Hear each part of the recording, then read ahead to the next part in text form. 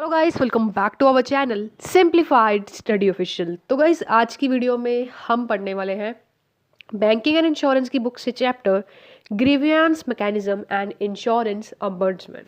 तो guys, paper में exam में जो ये इंश्योरेंस अम्बर्समेंट वाला टॉपिक है, ये काफ़ी ज़्यादा इंपॉर्टेंट है for 5 marks and for 15 marks. तो ये चैप्टर को अच्छी तरीके से समझेंगे। और गाइस, बैंकिंग एंड इंश्योरेंस की फुल प्लेलिस्ट का लिंक आपको डिस्क्रिप्शन में मिल जाएगा, जिसमें सारे टॉपिक्स चैप्टर्स के साथ साथ चैप्टर वाइज इंपॉर्टेंट क्वेश्चंस और प्रीवियस ईयर के क्वेश्चन पेपर भी आपको मिल जाएंगे। तो प्लेलिस्ट को चेक करना बिल्कुल मत भूलना। So without wasting our time, let's start the video. तो गाइस, सबसे पहले हम ग्रीवियंस मैकेनिज्म पढ़ेंगे। तो सबसे पहले हमें ये पता होना चाहिए ग्रीवियंस का मतलब क्या होता है। ग्रीवियंस को आप क्या कहते हो? कंप्लेन भी कहते हो। कंप्लेन मतलब किसी चीज़ की शिकायत। और किसी चीज़ की शिकायत हम क्यों करते हैं? अगर हम इंश्योरेंस में बात करें, मान लो एक पर्सन है, उसने कार इंश्योरेंस ली थी, ठीक है, कार की या मोटर व्हीकल की कोई इंश्योरेंस ली थी। अब क्या होता है, उसका कोई एक्सीडेंट हो जाता है एंड जो इंश्योरेंस कंपनी है उसे क्लेम नहीं देती, ठीक है। अब उसे क्लेम चाहिए, तो उसके लिए वो चाहता है कि मुझे क्लेम मिले, ठीक है। वो क्या करेगा? ग्रीवियंस करेगा, यानी कि कंप्लेन करेगा, सो दैट उसको जो उसकी प्रॉब्लम का हल मिल सके। उसके बाद है गाइस ग्रीवियंस रीड्रेसल पॉलिसी। अब हर इंश्योरर के पास, इंश्योरर क्या होता है? Insurance company. हर इंश्योरेंस कंपनी के पास हर इंश्योरेंस कंपनी है, वो किसके साथ अप्रूव होनी चाहिए? बोर्ड अप्रूव करेगा ग्रीवियंस रीड्रेसल पॉलिसी। मतलब सभी और कह सकते हो कि इंश्योरेंस कंपनीज को ग्रीवियंस रीड्रेसल पॉलिसी के अंडर होना चाहिए, जो IRDA के अंदर होती है, ठीक है। उसके बाद है ग्रीवियंस ऑफिसर। अब हर जो इंश्योरर है, हर इंश्योरेंस कंपनी है, उन्हें अपना एक ग्रीवियंस ऑफिसर बनाना होता है, जो सीनियर मैनेजमेंट लेवल का होता है। एंड वो CEO हो सकता है या कंप्लेन ऑफिसर हो सकता है। मतलब जो आपकी ग्रीवियंस को अपनी आपकी जो कंप्लेंट्स है उसे सुनेगा और हल करेगा, वो होता है ग्रीवियंस ऑफिसर। नेक्स्ट है गाइस ग्रीवियंस रिड्रेसल सिस्टम या फिर ग्रीवियंस रिड्रेसल प्रोसीजर। तो गाइस, हर इंश्योरेंस कंपनी या इंश्योरर के पास एक सिस्टम और एक प्रोसीजर होता है, जिससे वो रिसीव कर सकता है, रजिस्टर कर सकता है एंड डिस्पोज ऑफ कर सकता है किसे, जो कंप्लेंट्स, जो शिकायतें आई हैं उसके ऑफिस के अंदर, ठीक है। तो सबसे पहले हमें कुछ रेलेवेंट डिटेल्स, इन्फॉर्मेशन पता होना चाहिए, ठीक है। तो पॉलिसी के अंदर पढ़ती हैं ये सारी चीज़ें हमारे पास होनी चाहिए। अब जो गाइज इंश्योरर है, इंश्योरेंस कंपनी है, वो रिटर्न एक्नॉलेजमेंट, जो कंप्लेन उसके पास आई है, 3 वर्किंग डेज के अंदर वो क्या करेगी? रिसीव करेगी। नेक्स्ट है the acknowledgement shall contain the name and designation of officer. उस एक्नॉलेजमेंट के अंदर नेम होना चाहिए जो ऑफिसर डील कर रहा है उस पर्टिकुलर कंप्लेन को लेके। नेक्स्ट है it shall contain the detail of insurer grievance redressal procedure. उसके अंदर पूरा प्रोसीजर, जिस तरीके से हमें कंप्लेन को हल करना है, वो सारा होना चाहिए एंड कितना टाइम लगेगा, ठीक है। नेक्स्ट है गाइज, अगर जो इंश्योरर रिसोल्व कर लेता है उस कंप्लेन को 3 दिन के अंदर, तो जो क्या उसका रिजल्ट निकला है वो क्या करेगा? एक्नॉलेजमेंट के साथ सबमिट करवा देगा। उसके बाद है when the grievance is not resolve with in 3 working days. अगर 3 वर्किंग डेज के अंदर जो कंप्लेन है, जो ग्रीवियंस है, वो सॉल्व नहीं होता है, तब क्या करेगा जो इंश्योरर? उस जो कंप्लेन को 2 वीक के अंदर वो क्या करके देगा? सॉल्व करके देगा। और गाइस, अगर वो 2 वीक के अंदर प्रॉब्लम को सॉल्व कर देता है, फिर से वो उसे अटैच करके एक्नॉलेजमेंट के साथ क्या कर देगा? सबमिट कर देगा। नेक्स्ट है guys turn around time. Turn around time मतलब कितना टाइम लग रहा है ग्रीवियंस को, कह सकते हो, ख़त्म होने के लिए, ठीक है, कंप्लेन को ख़त्म होने के लिए।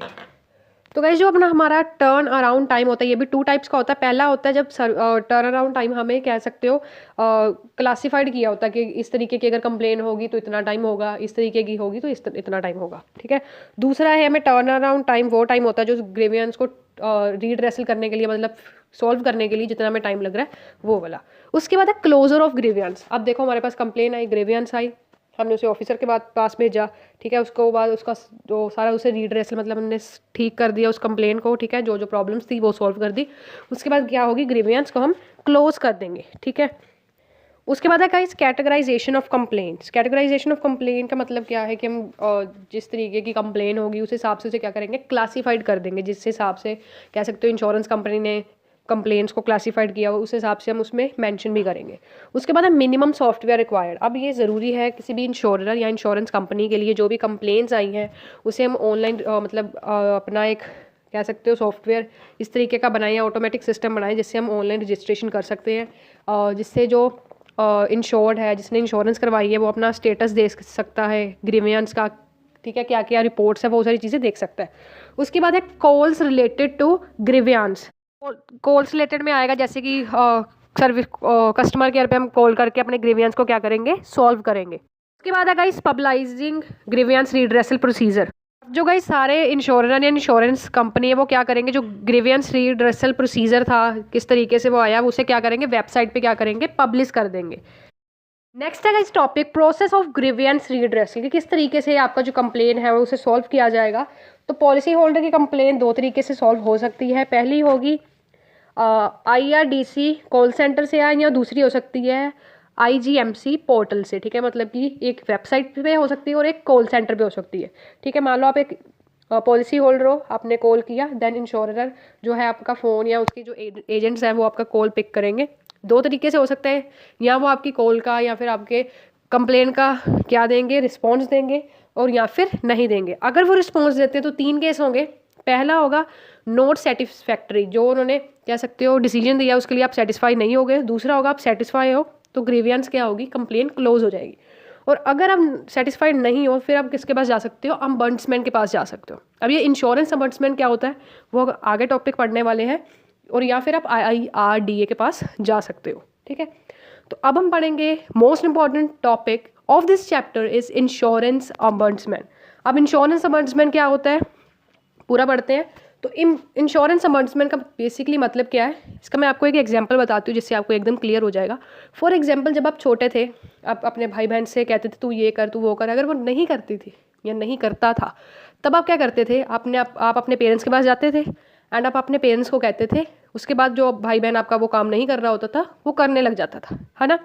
बिल्कुल इसी तरीके से मान लो कि आपकी कंप्लेन है, या मान लो आपने कोई इंश्योरेंस कंपनी से कोई इंश्योरेंस ली है और कंपनी आपको क्लेम नहीं दे रही है, तो मान लो वो आपकी कंप्लेन भी नहीं सुन रही है और आपको क्लेम भी नहीं दे रही है, फिर आप किसके पास जाओगे, इंश्योरेंस अम्बड्समैन के पास जाओगे। ठीक है, मतलब इससे आप क्या कर सकते हो, जो ये इंश्योरेंस अम्बड्समैन क्या करेगा कि इंश्योरर और इंश्योर्ड दोनों का बातों को सुनेगा और उसके अकॉर्डिंग क्या करेगा, जो रिजल्ट है उसे निकालेगा। नेक्स्ट है गाइस अपॉइंटमेंट ऑफ इंश्योरेंस अम्बड्समैन। कैसे अपॉइंटमेंट होती है इंश्योरेंस अम्बड्समैन की, तो गवर्निंग बॉडी इंश्योरेंस काउंसिल की, जो जैसे कि IRDA, ठीक है, आप गवर्निंग बॉडी इंश्योरेंस की जैसे कह सकते हो LIC होगी, GIC होगी, ये सारे लोग हैं, ये क्या करते हैं, किसको अपॉइंट करते हैं, इंश्योरेंस अम्बड्समैन को। तो गाइस इंश्योरेंस काउंसिल में कह सकते हो टोटल मेंबर्स होते हैं, वो इकट्ठे होकर क्या करते हैं, इंश्योरेंस अम्बड्समैन को अंडर इंश्योरेंस एक्ट 1938 के अंडर उसे अपॉइंट किया जाता है। नेक्स्ट है एलिजिबिलिटी ऑफ इंश्योरेंस अम्बड्समैन। इंश्योरेंस अम्बड्समैन या फिर इंश्योरेंस इंडस्ट्री से होना चाहिए, सिविल सर्विसेज से होना चाहिए, या फिर जुडिशियल सर्विसेज से होना चाहिए। उसके बाद है इस टर्म ऑफ ऑफिस, वो कितने कह सकते हो सालों तक वो ऑफिस को संभालेगा। इंश्योरेंस अम्बड्समैन 3 साल के लिए किया जाता है, ठीक है, या फिर जब तक वो 65 ईयर्स का नहीं हो जाता। रीअपॉइंटमेंट यहाँ पे परमिटेबल नहीं है, रीअपॉइंटमेंट नहीं हो सकती। अब ये कुछ कह सकते हो 1 जनवरी 2015 के अंडर अलग अलग इंश्योरेंस अम्बड्समैन कहाँ कहाँ पे हैं वो बताए गए हैं। अहमदाबाद, बेंगलुरु, भोपाल, भुवनेश्वर, चंडीगढ़, चेन्नई, दिल्ली, गुवाहाटी, ये सारे आप याद कर लेना। उसके बाद है ऑफिस मैनेजमेंट। तो इस इंश्योरेंस अम्बड्समैन को एक सेक्रेटरियल स्टाफ प्रोवाइड किया जाता है जिससे वो असिस्ट कर सकता है, अपनी ड्यूटीज़ है उसे डिस्चार्ज कर सकता है। ठीक है, और जो भी एक्सपेंसेस हो रहे हैं अम्बड्समैन को रिलेटेड टू द वर्क या फिर स्टाफ पे, वो इंश्योरेंस कंपनी उसे प्रोवाइड करेगी। नेक्स्ट है guys removal of from office. एक तो मैंने आपको बताया 3 साल के अंदर वो पर्सन रिमूव कर दिया जाएगा, दोबारा से हम उसे रीअपॉइंट नहीं कर सकते। और अगर वो पर्सन 65 ईयर्स का हो जाता है तो फिर क्या होगा, उसे ऑफिस छोड़ना पड़ेगा, या फिर वो कोई ऐसा काम कर देता है जो उसे नहीं करना चाहिए था अंडर द लॉ, तभी भी उसे कर दिया जाता है। अब है इस पावर ऑफ अम्बड्समैन, इसका पावर क्या है अम्बड्समैन की। तो पहला तो गाइज ये है, ये ग्रीवियंस है इंश्योरर के, इंश्योर्ड के, उसे सुनेगा, उसे हल करेगा, किसी भी पॉलिसी के लीगल कंस्ट्रक्शंस को देखेगा, वो अच्छी तरीके से चल रहा है, ठीक है, इंश्योरेंस कंपनी अच्छी तरीके से काम कर रही है, और इंश्योरर और इंश्योर्ड के बीच में कैसा कॉन्ट्रैक्ट हो रहा है, ये सारी चीज़ें इंश्योरेंस अम्बड्समैन देखेगा। अब गाइस किस तरीके से हम अपनी कंप्लेन को इंश्योरेंस अम्बड्समैन तक पहुंचा सकते हैं। पहला है मैनर, मतलब इसमें क्या होगा कि एक तो जो आपकी कंप्लेन है वो रिटन में होनी चाहिए, ठीक है, एंड आप उसे किसके पास भेजोगे, इंश्योरेंस अम्बड्समैन के पास, और वो उसे अच्छी तरीके से देखेगा, ठीक है, एंड दोनों पार्टीज़ की, इंश्योरर और इंश्योर्ड की बात सुनेगा, उसके अकॉर्डिंग वो क्या करेगा, डिसीजंस लेगा। ठीक है, नेक्स्ट है गाइस अवार्ड। अवार्ड का क्या मतलब, जो आपने कंप्लेन दी है उसका हल भी तो होना चाहिए। अवार्ड हम उसी को कहते हैं। तो इंश्योरेंस अमर्जमेंट क्या है, with in the specific period of 3 month के अंदर वो क्या करेगा और उस कंप्लेन का क्या करेगा, रिजल्ट निकाल के देगा। ठीक है, अगर फिर भी जो पॉलिसी होल्डर है वो सेटिस्फाई नहीं होता है इंश्योरेंस अमर्जमेंट के और कह सकते हो रिजल्ट से, तो वो क्या करेगा, कंज्यूमर फॉर्म्स हो गए, कोर्ट ऑफ लॉ, वहाँ पे वो जाके अपनी कंप्लेन दर्ज करवा सकता है। तो गाइस ये था आपका chapter grievance mechanism and insurance अमर्जमेंट। And guys banking and insurance की फुल प्लेलिस्ट का लिंक आपको डिस्क्रिप्शन में मिल जाएगा। और इस चैप्टर में से कौन कौन से क्वेश्चन आते हैं, प्रीवियस ईयर में आए हुए हैं, किस तरीके से फॉर्म होकर आते हैं, सारे चैप्टर्स की मैंने वीडियो बना रखी है, डिस्क्रिप्शन में लिंक मिल जाएगा। और प्रीवियस ईयर का क्वेश्चन पेपर एक बार देख के जरूर जाना अगर एग्जाम देने जा रहे हो। सो आज की वीडियो में इतना ही। Meet you soon in the next video with the next topic. Thanks for watching this video guys, and don't forget to like, subscribe and share my channel for more videos like this, and also check the link of playlist in the description box now.